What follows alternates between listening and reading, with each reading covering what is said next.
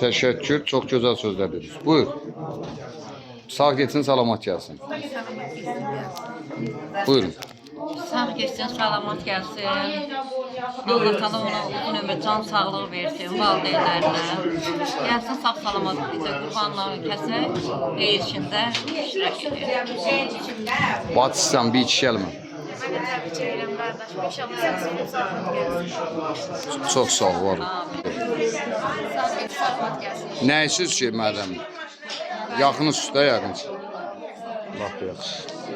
Hanım sizə bir iki çəkmədi.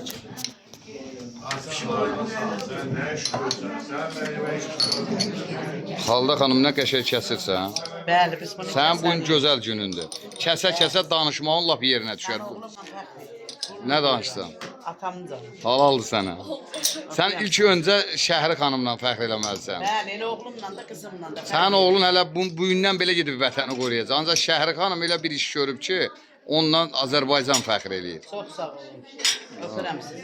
Var olasınız, sağ getsin, salamat gəlsin. Zarafat eləyən bu zarafat da olmalıdır. İnşallah Allahın köməyi ilə vətənin qoruyar. Şəhidlərimizi rəhmət eləsin. Amin. Qazilərimizə də can sağlığı versin. Başda dönərəm, hamımızı Allah bağrıma eləməsin. basırım. Çox sağ ol, var ol. Hə. Gəldi. Ha, get. Şirxan buyur, Şirxan. Şirxan bir dənə ürək sözləri. O gün olsun, sağ geçsin, salamat gelsin. Bizim Məhərrəm qardaşımız və onun kimi oğullar, vətən oğulları sağ geçsin, hamısı salamat gelsin. Salalı sən. Qarabağ Azərbaycandır. Biləs vardır, biləs. Şirxan əqi də oğuldur, Allah'ın olsun. O qaçır, yenə də çəkirəm. Qardaş, xoş gəlibsən. Gələn ayaqların var olsun. Bax, gözəl bir gündür ki, sizin yaxınların ocağında bir əsgər yola düşəcək vətənin qorumağa. Həm də ki, ad günüdür. İstərdim ki, elə bir iki kəlmə sən də deyəsən. Sağ geçsin, salamat gelsin. Benim bacım ne versin? Allah salamatlık versin yine. Allah sana salamat versin. Sağ gelip salamat gelsin evine içine. Balaların yanına, anasının atasının yanına. Çox sağ ol, var ol. Qonşum deyə gəlsin. Allah sağ salamat geçsin, bacım balasıdır, bacımın nəvəsidir. Sağ salamat geçsin, sağ salamat gəlsin, ailəsinin üstünə.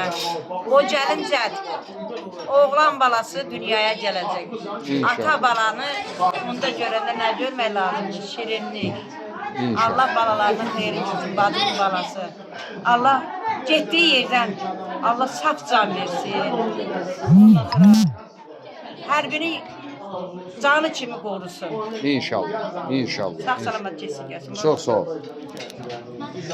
Deyibsən yenə də deyib. Allah yolunu açıq eləsin, sağ salamat yetişərsin. Bizə kimi veteranlar kimi yetişin gəlsin. Veteran qardaşlar üçün kesin qurula verəsin. Var olasın, var olasın.